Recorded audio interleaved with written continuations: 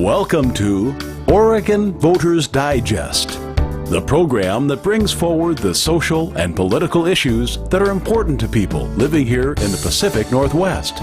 And now, your host, Bruce Broussard.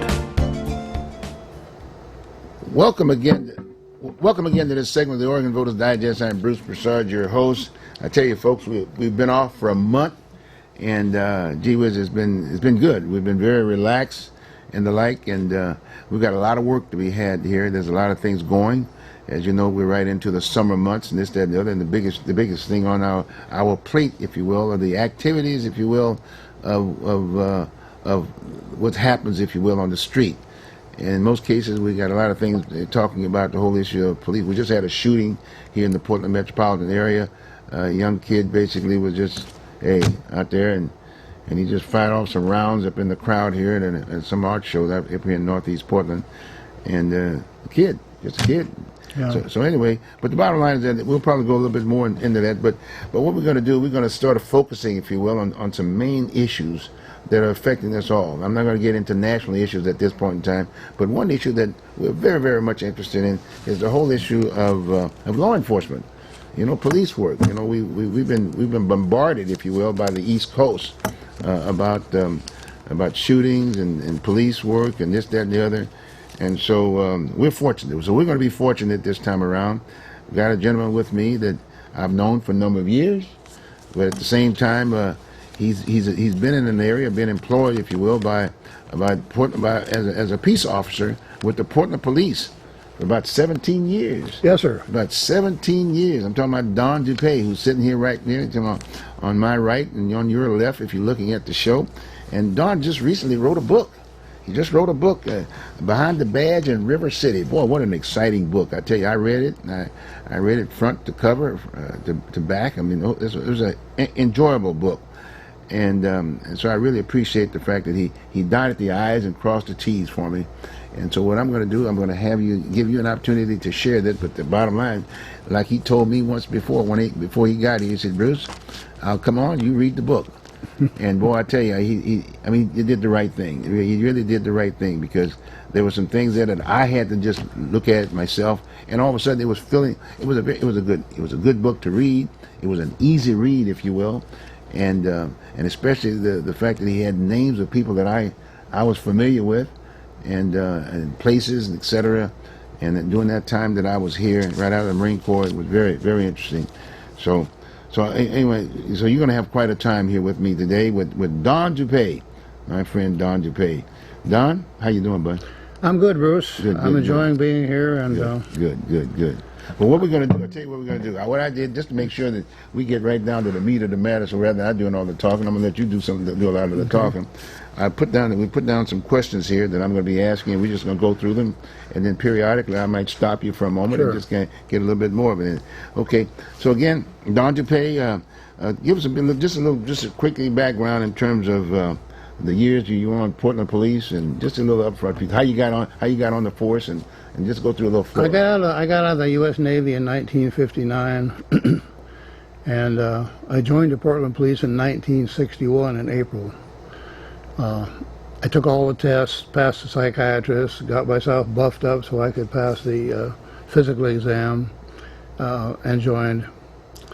In 1961, they did not have a police academy right off the bat, so I was able to work the street in a suit because I didn't even have a uniform. Really? They didn't let you know your uniform? No, I wore a suit, and I had a long barrel 38 like Elliot Ness. Was that an issue? No, I had to buy my own. You had to buy your own gun? Yeah. Had to buy my own gun. And we worked for about 10 days before I was able to get a voucher to get a uniform. But I'm probably the only one of the few living policemen that actually worked in the Albina district. Wow. In 1961. And that's Northeast Portland. That's Northeast Portland, okay. Williams Avenue. It used to be called Union Avenue. Right. Now MLK, the Albina district. I actually worked the riots in 1967. That's in the book. There's a lot of stuff in the book about my time on the police department that is descriptive of the times, because things have changed quite a bit. Some of the laws have changed. Okay. Okay. One of the things is now commonly police officers, they handcuff people just to make sure of their own safety. That wasn't allowed when I was a policeman. If you weren't under arrest, we couldn't handcuff you. And if you weren't under arrest, we couldn't search you either. There was none of the stop and frisk, pat down stuff in those days. So we took our chances. We did the best we could. Well, did that change during the time that you were on the force? It did not change. It didn't no. change. It did so not for 17 change. years, that's 17 basically what it years. is. Well, my time on the street from 1961 to 1967, that part never changed. When I became a detective in 1967, then I'm not sure what exactly happened on the street, because in the meantime, the Miranda situation had come along where we had to advise people of their rights. So things began to change from Miranda. Was that a good thing? Was that a good thing? On. I think it was a good thing. Okay. Sure. Okay. The police didn't think it was a good idea, because they were put, well, now, if I tell you you don't have to talk to me, then you're not. But ultimately, it really didn't make any difference, because there seems to be human nature, the compulsion to confess. So whether I advise you of your rights or not and tell you you don't have to talk to me, you're going to talk to me because you want to. I'm going to be nice enough to you that you want to talk to me. I'm the good guy. Tell me what you did wrong, Bruce. I got you. Will I? Look, I tell you what. I don't want to get too much in the book, because I want these folks to buy the book, because it's really an enjoyable read. It's a very enjoyable read. And what I want to do is I'm going to get into these questions aspect of it. Sure. Because the issues that we're having with police now today, I mean, we got to solve the problem one way or the other, because in all due respect, at the end of the day, we want public service. Everybody is identified in public service. And, you know, the force is really the people's force. It You know, is. it's a people's force aspect of it. And, you know, I can still remember on the cars they used to have, you know, Portland's Finest, on all cars for that matter, and Protect and Serve. Right. Or was it Serve and Protect? Which was it? Protect and Serve? I don't know. Protect and Serve, Protect yeah. and Serve, you know what I mean? And that had a lot of meaning to the public from that standpoint aspect of it. Okay. Well, so, Bruce explained there's a lot of stuff in the book, and I call it stuff. stuff, okay. And this is some of the stuff. Good. So you like Some the of the question. stuff is in Okay. the So let's book. go down these. Let's get down to this stuff. Okay. Okay. Okay. First off, community policing has been a buzzword for 50 years. 50 years. At least. Can community policing ever work? Is it realistic, and can it be done in Portland? First, define what is community policing from an officer standpoint. Community policing is getting out of your police car, walking a beat, talking to people. You get to know the officer on the corner because he's there all the time. That's what community policing is, talking to people, not riding around in a patrol car. Will it ever work? It never has worked. And the reason it never has worked is because it's expensive. Expensive in It's what way? expensive I mean, because you got a guy on the street, he's walking around, he can't cover a lot of territory. And you got a guy in a car, he can cover more territory, but he's not available. So getting people out of the car, letting them walk around, has always been too expensive to implement. And so that puts it to the point where it's just a buzzword. It's a buzzword. We talk about community policing, but we're never going to do it because it's too expensive. But think about it now. Community policing, if let's say you got to set areas, one, how many officers are assigned to that area, and are they assigned? So let's say you got these divided into 4 areas. Let's say, do you have a specialist in each of those areas, in those 4 areas, and kind of get a sense of knowing people within that particular areas? My district was from Fremont to Killingsworth, Okay. and from the river to 15th Street. Okay. That's quite a geographic area, but really very small, actually. Okay. We did get out of the car. We did walk around a lot, my partner and I. But You get to know people. You got you to get know to some know folks? people. Yeah, I got to know the people at Van's Olympic Room, King's Tavern, Paul's Paradise, the Theme Tavern, the Red You Sands. mentioned Paul Knowles. Paul Knowles, yes, Paul Knowles of Paul's Paradise. He's identified as the mayor of the Northeast Portland. Yeah, that's what I've heard. Yeah. Paul's quite a guy. So those were the times where if you're going to do community policing, you're going to need more than 2 guys running around in that More than area. 2 guys, okay. You're going to need more than 2. You're going to need 5 or 6. Okay. You're going to have maybe 2 or 3 walking on Williams Avenue, checking the bars, because those are the dangerous places in those days. Really? Yeah. Like what? Well, I mean, they were dangerous. In what way? I can remember the time when King's Tavern was so dangerous. There was a shooting, a stabbing, usually once a week. My partner and I went in there often and got into trouble a couple of times. So there was a time where we didn't go in there without 3 policemen. Where's the physical location? Let's say today. King's Tavern was on Williams Avenue, somewhere in the vicinity of Skidmore Street. Skidmore, okay. Yeah. Okay, good. Okay, That's where it was. Van's Olympic Room was another hot spot on the corner of Vancouver and Fremont, okay. and was quite dangerous. There was a lot of heavy-duty drug dealing in and out of there. There was prostitution in and out of there. I got into trouble there one night working vice. Almost had to shoot my way out of the place. The guy that operated the place, Leroy Clark, was actually killed in there by the SWAT team. Wow. And later on in years. And so it was just a dangerous place. The whole atmosphere of Williams Avenue and the Albina District in those days was dangerous. It was just dangerous. Did you see any solutions? Did you see any of the so-called leaders and let's say elected politicians, were they aware of that situation? I think, of course, they were aware. I don't remember who the mayor was, but the police department, they were not conducive to helping us out a lot. We had a rule that says you could not have anything in your gun except factory loaded 38 round nose bullets. And we had 6 in the gun and 6 backup. So we went to work with 12 rounds. Now they go to work with 50 rounds. 50 rounds. At least 50, because there's 14 in the Glock, and they got 2 more clips of 14 each. And so there's a lot more firepower. What we did to eliminate that nonsense, because here we got Don McNamara, who's the chief of police, telling me I can't be as well armed as the guy on the street. So what we did is we hand loaded our own ammunition. We went home and we put as much powder and lead as we could stand in the gun. I didn't have a Magnum, but I had a 38, and we loaded up the ammunition to the point where, bam, just about blew up a gun. Was that a violation, though? Of course it was a violation. Okay. It was a violation of... everybody was doing it? Everybody was doing it. And some of the guys actually did carry Magnums in violation of the procedures. Okay. But we had to do that to protect ourselves. Okay. You know. Okay. But that was always... You basically said that to the chain of command. Yes. And told them what the problem was. Did it go all the way back to the chief, if you will, like the mayor? I mean, that's...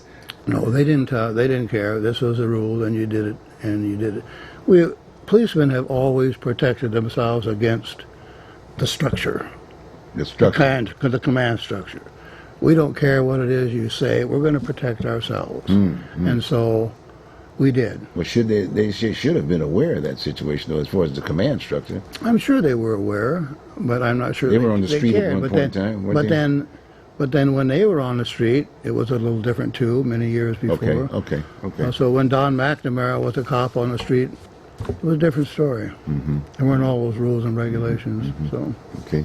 All right. We did anything else on community policing you may want to... Should we do this today? I mean, should there be community policing? Yes, there should be community policing. Will it ever happen? No. It won't happen. No. Interesting. Not unless you increase the budget. Yeah, put on 1,000 more policemen. Okay. And get rid of all these police cars. Okay. Oh, get rid of the cars. Get rid of the cars. Get them out on the beat. Walk on the beat. Get them out on the beat. Yeah. Okay, good. Okay. Has reducing weight, height and weight requirements been a good thing? You know, we did that transitioning thing. During your time when you were there, when you first got on, was there sort of a standard height and weight? You had to be 5'8". Okay. And weight and height in relation to height. You couldn't be any shorter than 5'8". And when the affirmative action rules came down, it destroyed that. It said that anybody can be a policeman if you're 5'2". 5'2". Yeah. The problem with that, Bruce, and let's be realistic about this, is Everybody out here on TV has heard of the Napoleonic complex. The shorter the man, the more authoritative they are, and that's Napoleon. So you get a lot of short guys. Sorry, officers. You get a lot of short guys that are made even more. It affects their personality more when you take a short guy that's 5'3" and you put him in a uniform and give him a badge and a gun. Now he's more easily becoming a tyrant. So that's what you get. It's been a terrible mistake. They should never. They should go back to the old rules. 5'8". Yeah, at least 5'8". I think that Washington State Patrol officers are all very tall. They're 6 foot or so. I don't know how they manage to avoid that. And what's that rationale for the five? You're big and you're tall. Okay, so it's a deterrent, so to speak. A policeman should never have to look up to a suspect. It just isn't right. You need to look down on somebody that you're arresting. You need to be in charge. Bigger is better. Some say today people, a lot of officers shoot first before they shoot first to react to whether the issues or whatever. What do you think about that? Well, are we having more shootings? Are we having more shootings now than we were during your day? Yes, and for several reasons. One of the reasons is you got more ammunition. Well, more had 50 rounds. You got 50 rounds. Yeah. So you can fire off 8 or 10 rounds, and they do. We only had 6 rounds. And the first thing I learned is you make the first one count. To hell with the other 5. Because reloading a revolver is a problem. It takes time. Now tell me about this. Is it a shoot to kill? I mean, when you think about the Clint Eastwood thing and maybe shoot the leg or something. No, you can't do that. You can't do it? Why is that? Because it's just not practical. It's not practical. Okay. You have to shoot until the threat no longer exists. And that's the only thing that makes any sense. I can tell you a story about a man that was shot with a .357 Magnum. His heart was completely blown up. I know that because I went to the autopsy. He didn't have a heart. And he'd been shot at about 10 feet away with a .357. Did he fall down and die? No. He was standing in front of a tavern. He opened the tavern door. He walked in. He walked around 2 pool tables, headed back toward where the restrooms are located before he finally fell down. If he'd have had a gun, he could have kept shooting. He could have been shooting. He could have been dangerous.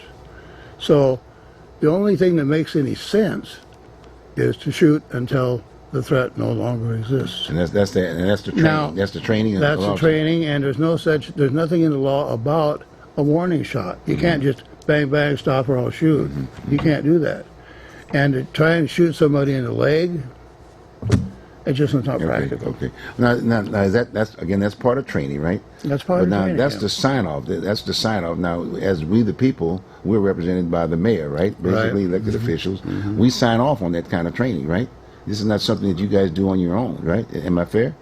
Am I right? That's right. Okay. We need that. That's a point that I think that really I came out of the book that I saw, and from the standpoint, who's in charge? You know what I mean?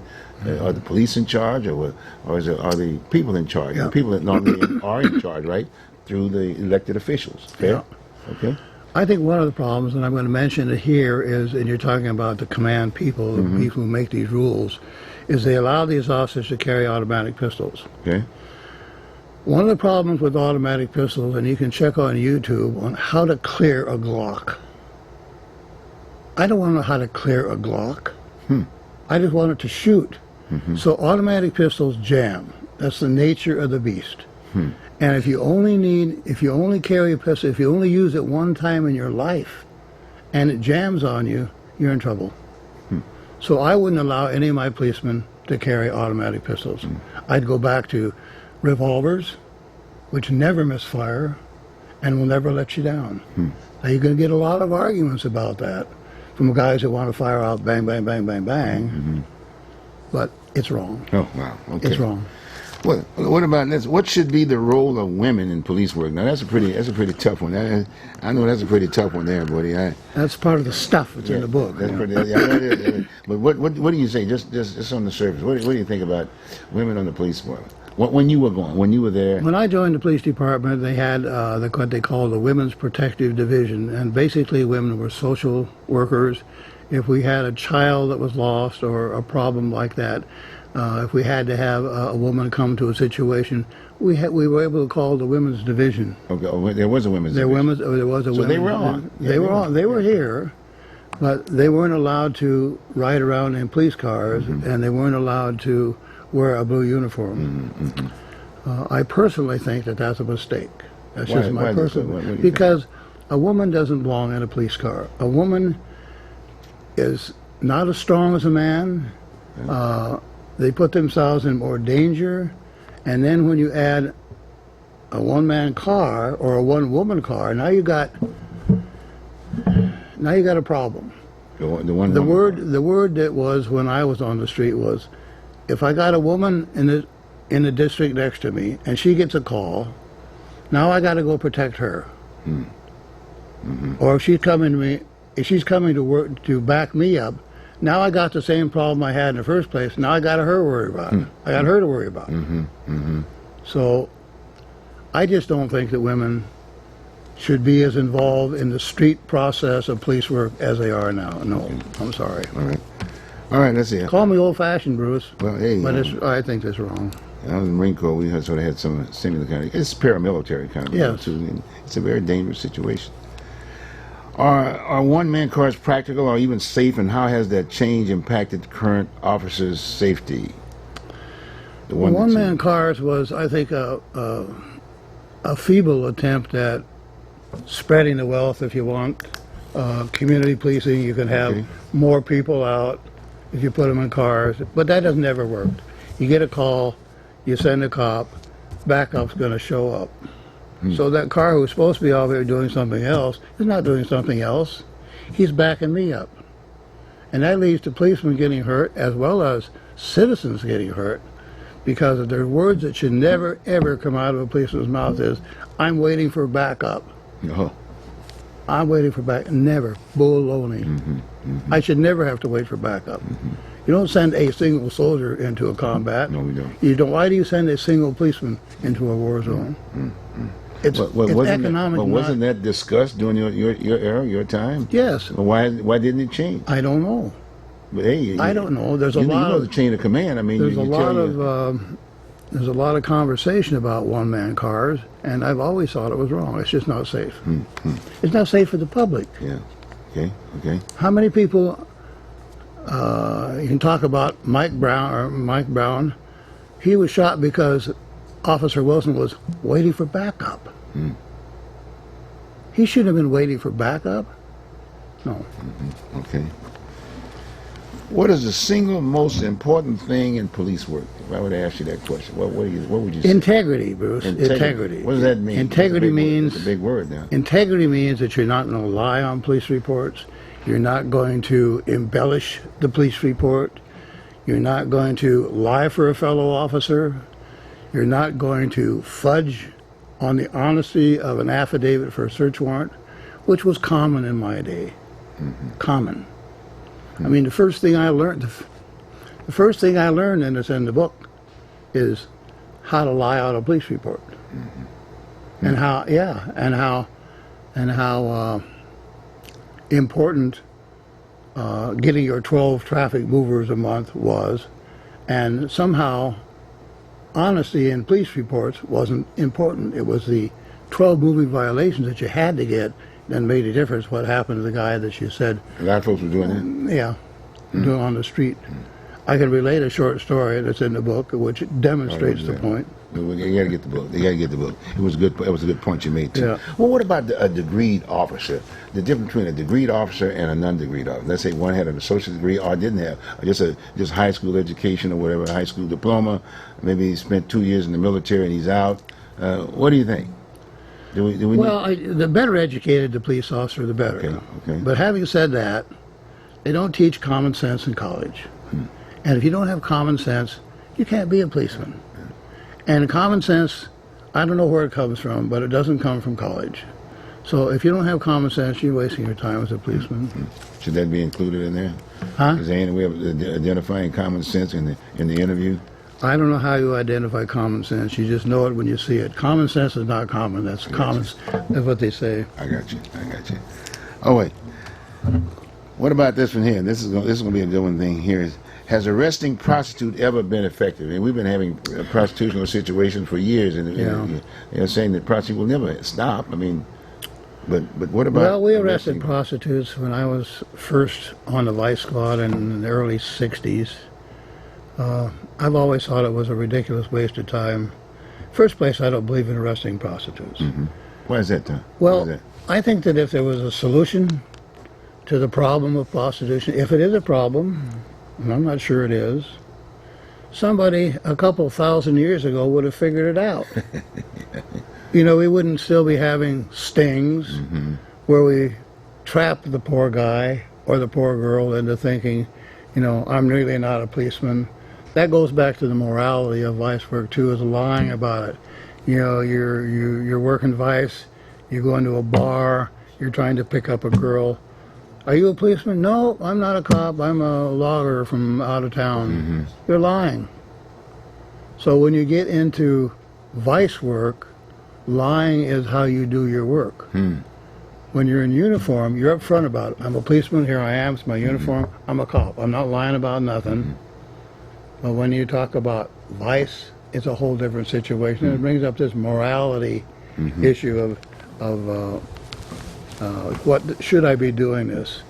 One of the things that we had to do when I worked for Carl Crisp, who was a vice commander at that time, my partner and I, we got $25 drinking money. $25 drinking money. $25 drinking money, and that was our job. Was sent to do something. You go out and you go to the Globe Theater and see how many gay people you can arrest, or you go to this bar and you see how many prostitutes you can arrest. And so you're sitting there in a bar and you're drinking. Okay. And then you go out and get into your police car and drive to the next bar. Oh my God, you're drinking and you're driving. Should a policeman be drinking and driving and then arresting somebody too? Jeez. A couple of days before that, I'm a traffic cop. It's my job to arrest people who are driving and drinking. That's the morality, the whipsaw part of it that I never could resolve in myself. So folks who were drinking while they were doing that kind of work, could they resist the whole issue of alcoholism or something? Did you see any problems with that? At first, it sounded like a dream job. Yeah. You know, I get to go out and drink on company money. Yeah. But after a while, and a short while, oh my God, I got to go drink again tonight. Oh my God, I got to go drink again tonight. That really got to be the job's already stressed. That was stress alone. And then you've been drinking all night, and then you're going to drive home at 4 in the morning. Wow. What impact does this have, if you will, on just doing your regular job like police work? Well, it distorts it, that's for sure. Are you being honest about what you're doing? Should you be arresting somebody when you're drunk? Should you be arresting somebody when you're high? No, I don't think so. This is a tough job. It's a tough job, Bruce. It's a tough job. It's a tough job. And somebody has to do it, right? Somebody has to do it, yeah. I'm glad that there are still young and naive people who want to do it, because if you don't come into the job with that kind of naivety, that idealism, and to begin with, then you're going to burn out in a hurry. So, because you will burn out. That's a good point about the burnout aspect of it. How long can a person work on a job like this without being burned out? I mean, what do you do? I mean, can you spend 20 years on a job like this? No, and you shouldn't have to. Because I've always said that they ought to retire policemen after 15 years. 15 years? 15 years, yeah. Because after 15 years, you're grouchy, you're burnt out, you don't really care. And so what service are you providing?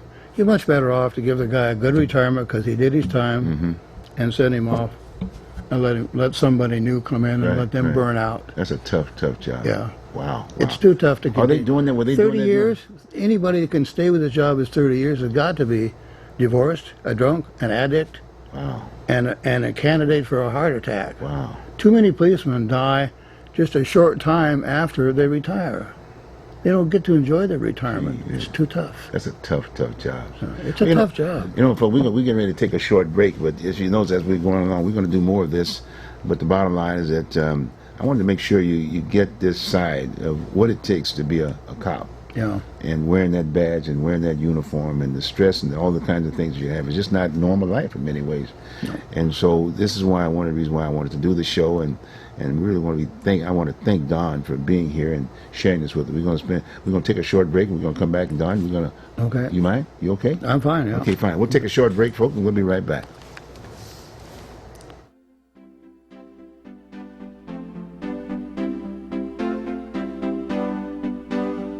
You are watching Oregon Voters Digest. This program can be seen again on these channels on these dates and times.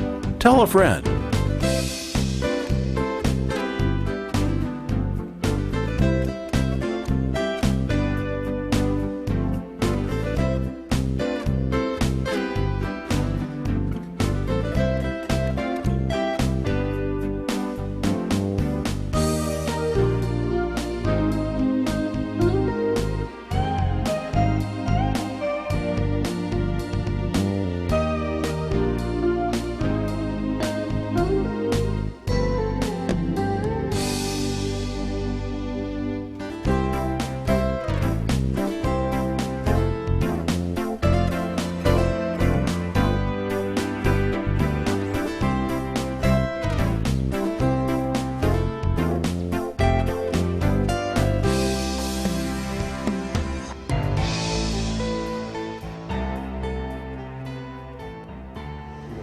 Welcome back, folks. Again, I'm Bruce Broussard with Voters Digest. I'm the host today, and I've got Don Toupee with me. We're learning about police work and what are they doing, and the work itself, you know, and the involvement. I mean, this is some heavy stuff. And here we are, we're playing the old divide line, the them against us type routine. And I wanted to do this show, and I'm so glad that Don is here because to give you the other side for a change. Mm-hmm. Give you the other side. This is not trying to be anti any particular person in the department who spent their years and their life, if you will, and getting into their personal life. There's a lot of personal things. No one wants to share those kinds of things. But I think it's very important right now because we're sort of at a crisis right now.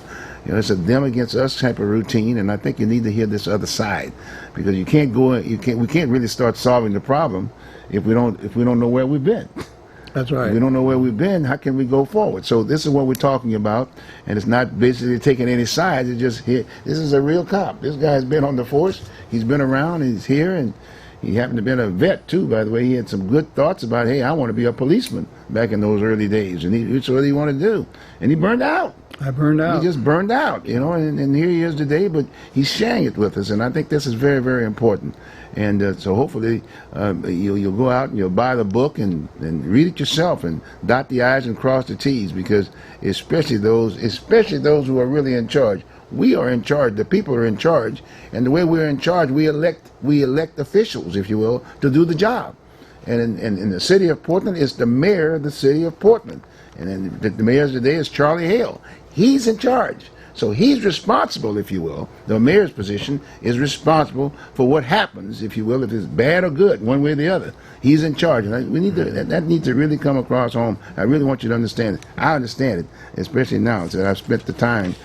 Besides, like I said, I've spent the time a lot. I've been in the military before. It's paraprofessional kind of a deal. In fact, at one point in time, I thought I'd want to be a cop myself.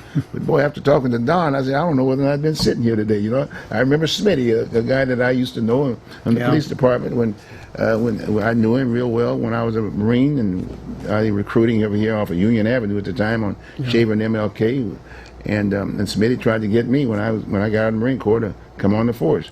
But by George, I tell you, I don't know. But now I have second thoughts now. But anyway, we've been discussing police work with Don, and we're just kind of filling you in, okay? And make sure one of the things that has always been involved in police work, and it gets worse as you are there longer, is the we they. The we they. Us them. Yeah. You know, because after a while, as a policeman, you begin to think everybody's got an angle.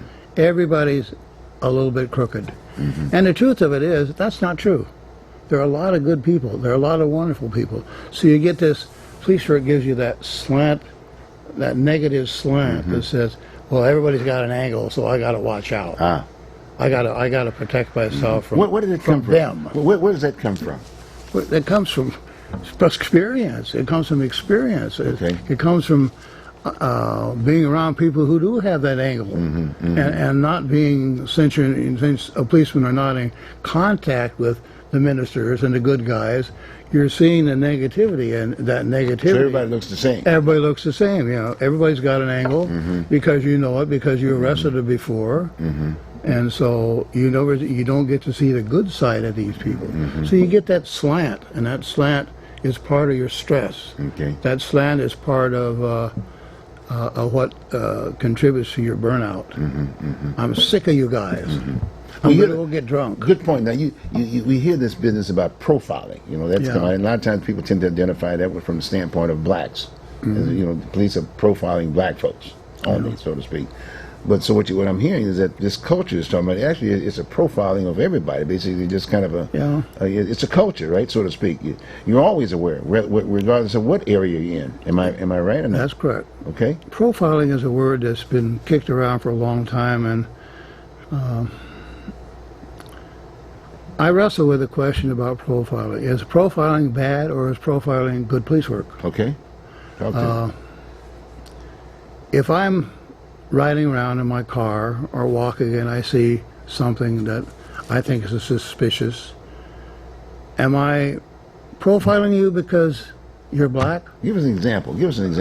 Or are you, or am I profiling you because you're white? Okay. I think the best example I can give is myself. I was profiled. Okay. I was stopped by a Multnomah County deputy sheriff about 4 years ago, and he stopped me not because I had come from a tavern. I was with my son, and he stopped me not because I was weaving or driving incorrectly. He stopped me because he wanted to see who was in a late model Cadillac with out-of-state license plates after dark. That's why he stopped me. Is that profiling? Well, yeah, it is. But he was doing his job. He needed to know who's in his district, who's in that car, and what are they doing. So the bad guys are always driving Cadillacs. Well, White on black. it seems to be. Is that the deal? It seems to be. So the same thing is when I was a policeman. If I'm working from Fremont to Killingsworth and from the river to 15th, and you drive through my district, I'm going to know who you are. That's my job. I want to know what your license number is.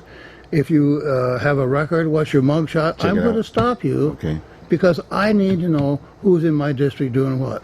Is that profiling? Probably. Is it good police work? I think so. Okay. So it's a slippery slope, Bruce.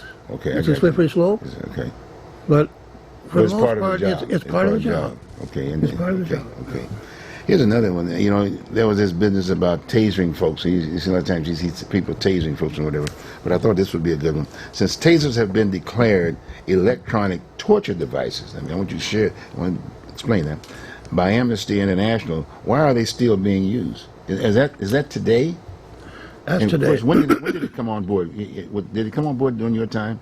No, we never had tasers. You never had tasers? We didn't have tasers. We didn't have mace. No mace? No. It was hands-on. Tasers are just short-handled cattle prods, is what they are. And when you pull the trigger on that, it goes snap, crackle, and pop. Scary thing. And just doing that scares people. I don't think tasers should ever be used. When I ran for sheriff in 2006, one of my platforms was, I will get rid of tasers. The high sheriff of Multnomah County will not allow tasers in Multnomah County. I would have had a ceremonial burning. I would have invited the ACLU, and we would have burned them all. Interesting. I think tasers should never be used. I know there's a lot of people who think, well, it saves lives. I can tase you rather than shoot you. Nonsense. Police work got done, and it got done every day before we had tasers, before we had mace. Police work got done. How did it ever happen? You mentioned the point when I asked you that question. You said hands-on. Hands-on. What do you mean by hands-on? What do you mean? You just had to do the job. You couldn't rely on technology. Okay. I couldn't stand 6 feet away from me and spray you with some mace. I couldn't stand 15 feet away and shoot you with a taser. I had to decide if you're committed a crime, if you're going to jail. I grabbed you and took you into custody. That's all there is to it. Now you had what, slapsticks? We had saps. We had saps. What was the sap? What was that? Sap is a lead-weighted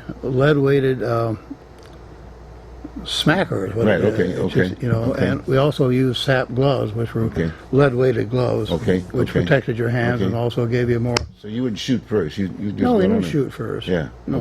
Okay. Shooting. We didn't shoot people in those days like they do now. Today, if a cop is threatened by a knife, the first thing they do is tase him or shoot him. I was threatened by lots of guys with knives. I never shot one of them. So, no. That's a good point. Tasers are electronic torture devices, and they should be eliminated immediately. Now, another issue, the idea is that when a person who's telling the truth, if you will, before the judge or whatever, you got until the idea of you think that there will ever be honesty in police report writing? Never. Why is that? Because the philosophy of the police is that it doesn't make any difference what you did. It's what I tell the judge you did. That's what's important, and that's what's going to be on my report. Because the judge is going to believe me, and it doesn't make any difference what you think. So that's the first thing that disappears, and it disappeared my first day on the job, is honesty in police report writing.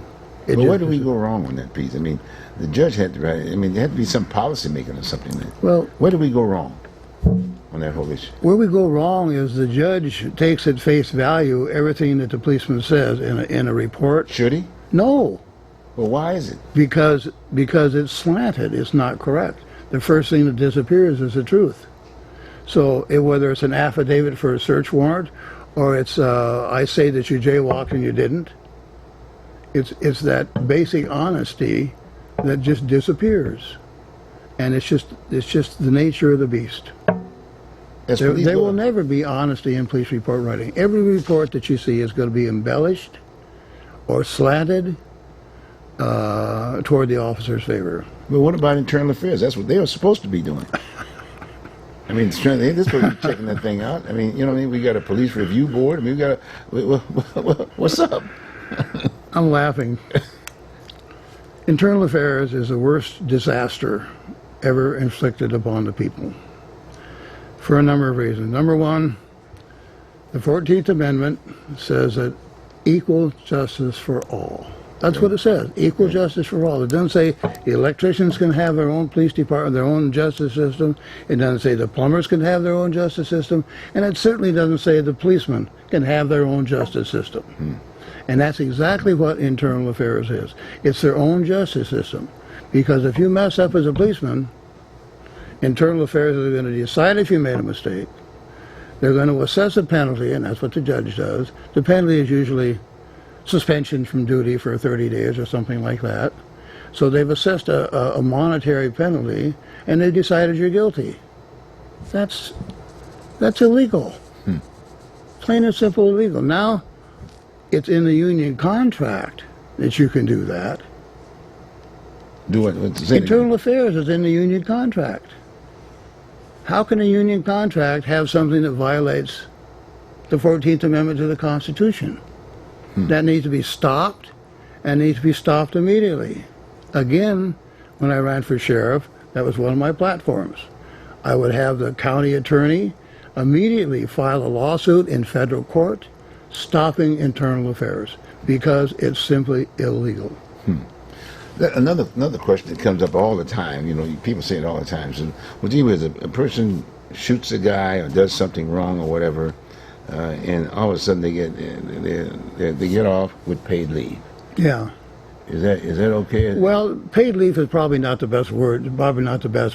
Because it sounds like you get a vacation if you shoot somebody. Yeah, but that's what normally people say. I said it wrong. So, yeah, that's what do you not, think about that? And why they do that? Well, one of the things that they do wrong is they allow a policeman 48 hours to get their story straight. To get their story straight. Get their story straight. That's right. And that's against any best practices for investigative work. If I arrest two burglars, the first thing I'm going to do is separate them. Now you don't get to talk to each other. You don't get to get your story straight. You get two policemen in a car and they shoot somebody or they screw up somehow.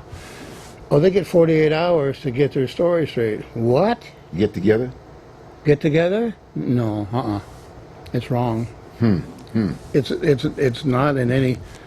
And it's not good for. It's not good. It's not good police work. Not good police work. Yeah. It's bad for the citizens who have to suffer because of it. It's not best practices in investigative work at all. But my point is that you can't pretty well tell you what's going to happen when you get into, i.e., apprehending the person. You can't tell. You know what I'm saying? My point is that, but after it's done, why can't you just write it down just the way it happened? Because you'd be snitching on your partner. Or your partner might be snitching on you if you did something wrong. Do they feel as if they're going to get fired too if they all of a sudden There's always that possibility. They're afraid that they're liable to get fired or they're going to lose 30 days pay. They're going to get suspended. It's about the eat. It's about the eating. It's about the eating. It's You got to about eat. the money. You got to eat. It's about the money. But they got to eat. But they weren't paid during your time. Yeah. No. They weren't paid during your time, right? No. But now they're not being paid now. But We didn't have administrative leave if we shot somebody. I never shot anybody. We didn't have that. No. Wow. Now let's talk about command structure. Now this is a question: is the command structure at Portland Public, I'll give you this Portland Public Portland Police Bureau heavy? In other words, are there too many in the administration and not enough cops on the street? Well, absolutely.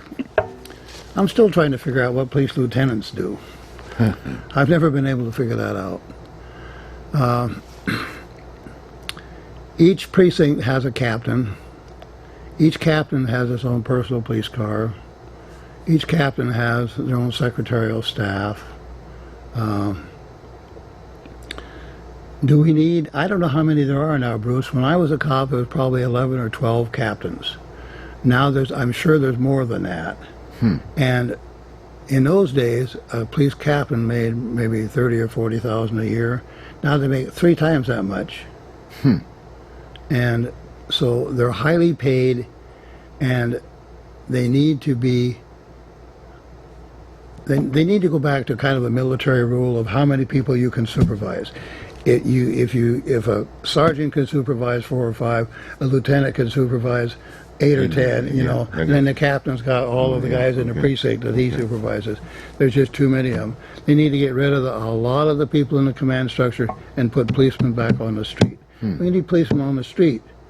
I don't need captains sitting up there figuring out what I did wrong. How much time do you think an officer should be on the street before they get maybe even considered to be an officer? An officer? Yeah, in the police force. Well, I'm not sure what you mean I'm by talking that. like a sergeant. I'm just saying. Well, a person gets promoted. A lot of times, a lot of these folks are just educated. I mean, they're well educated. They can pass tests. Some people can pass tests. Some people can't.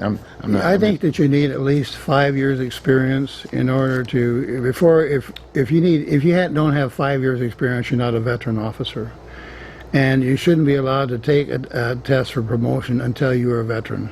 Until you've had enough on the street, experience. On the street, being on the That makes street. sense. Are most of them that way, you think? Well, not nowadays. They've lowered the time required for a promotional exam to 3 years. 3 years. 3 years. It was 5 years when I was a policeman, and I think that's a good thing. They should go back to it. With 3 years on, your probation's a year and a half. So how much experience do you have before you can take a test to be sergeant? The other problem is that men that are good police officers are often not good test takers. People that are good test takers are sometimes not very good policemen. And I find that command structure, when I was there, was rampant with that. Guys who were good test takers and never really very good policemen. But they got promoted. They got promoted because they took the tests and they were able to pass them. So I tell you what, we got about maybe 5 or 6 minutes. I'd like for you to share with the public, i.e., the public, i.e., the leaders. I mean, the people who are supposed to be in the leadership role, who are very concerned about public safety. They want public safety and whatever. I'd like to talk to you. I'd like for you to say something to them about what do you think about what can you say to them about what is good police work, and what should they be looking for, and one in the police, and i.e. the leader? Police work needs to be more open and more transparent.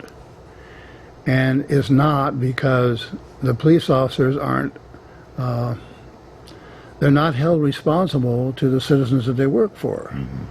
I don't know of any other job where you're not responsible to your employers. If you mess up on a regular job, your boss has to deal with you. You mess up on the police department, internal affairs and or the union steps in to protect you against your employers, the city. And then the people are always saying, well, no matter what happens, the police never are found accountable. And that's the problem, because there's not enough transparency. And where does that go? That goes right to the mayor. That goes right to the mayor, who is either afraid of the union, or doesn't want to tackle the union, who doesn't want to attack the structure that permits that.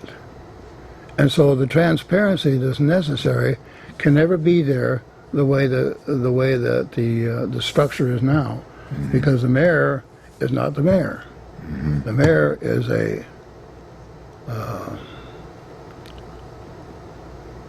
pawn, if you will, of the union.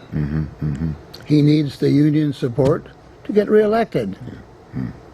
So that's not public safety. Public safety, yeah.